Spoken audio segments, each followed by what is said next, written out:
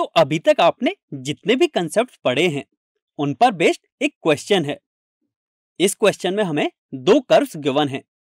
पहला है x-1 का whole square plus y square is equal to 1 and दूसरा है x square plus y square is equal to 1।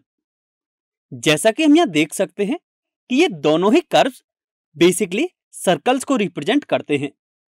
तब हमें इन दोनों कर्व से बाउंडेड एरिया फाइंड करना है। तो अब आप इस क्वेश्चन को खुद से सॉल्व करने की ट्राई कीजिए। So please pause the video here and take 5 minutes to solve this question. I hope आप में से काफी स्टूडेंट्स ने इस क्वेश्चन को सॉल्व कर लिया होगा। तो चलिए अब हम इसका सॉल्यूशन डिस्कस करते हैं। सबसे पहले हम इस क्वेश्चन को फिगर से समझने की कोशिश करते हैं। यदि हम इस सर्कल की बात करें जिसकी इक्वेशन है x square plus y square is equal to 1, तो यह सर्कल कुछ इस टाइप का होगा जिसका सेंटर ओरिजिन पर होगा। अब दूसरा सर्कल है x-1 का whole square plus y square is equal to 1।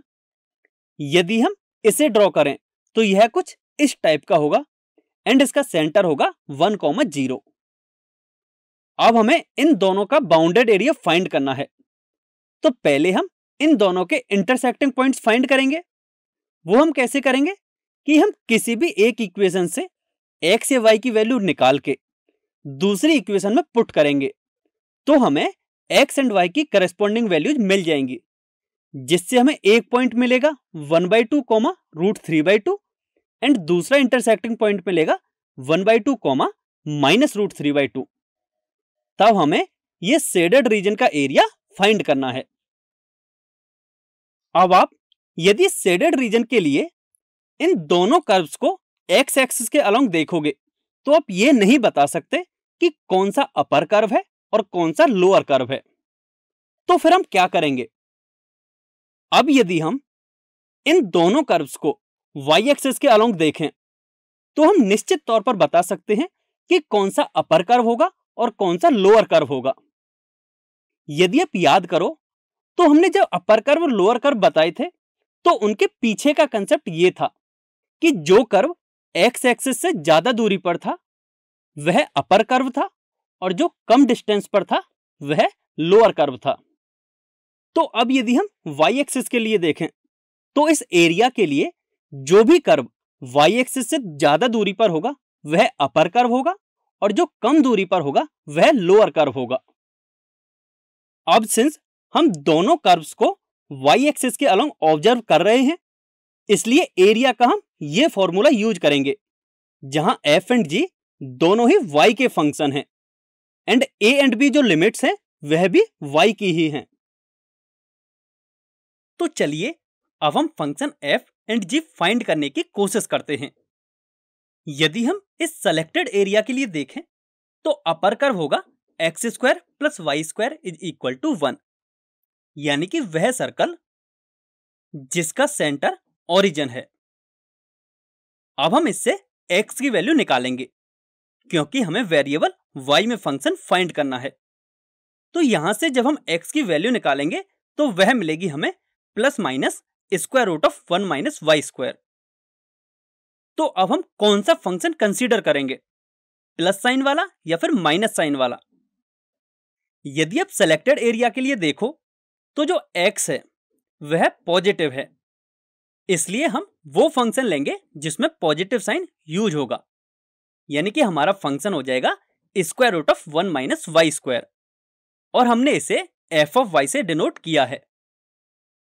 अब यदि हम लोअर कर्व की बात करें तो वह हो जाएगा x-1 का whole square plus y square is equal to 1।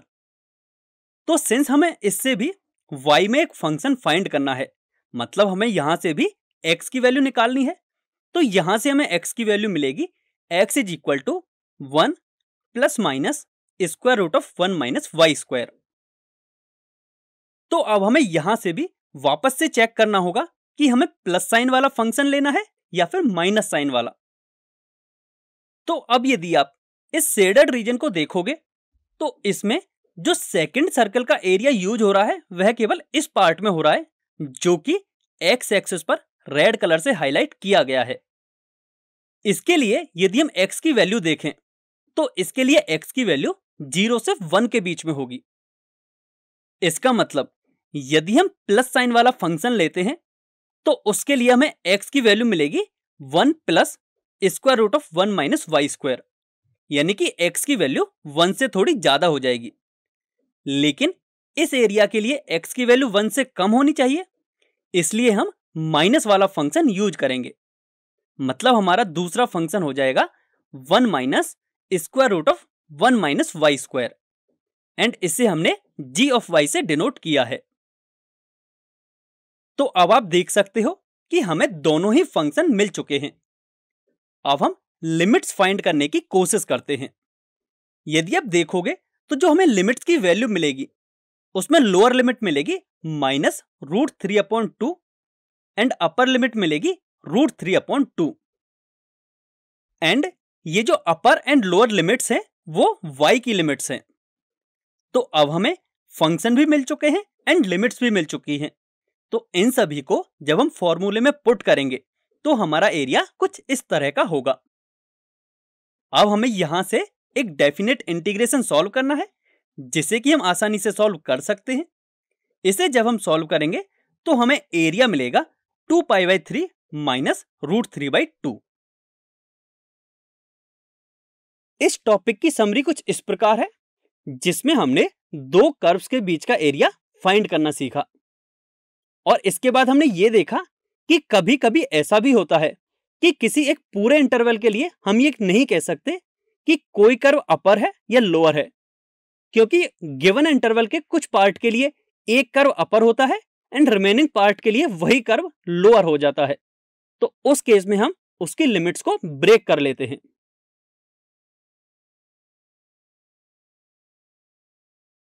अब आपको अपनी बुक के ये सभी क्वेश्चंस सॉल्व करने हैं।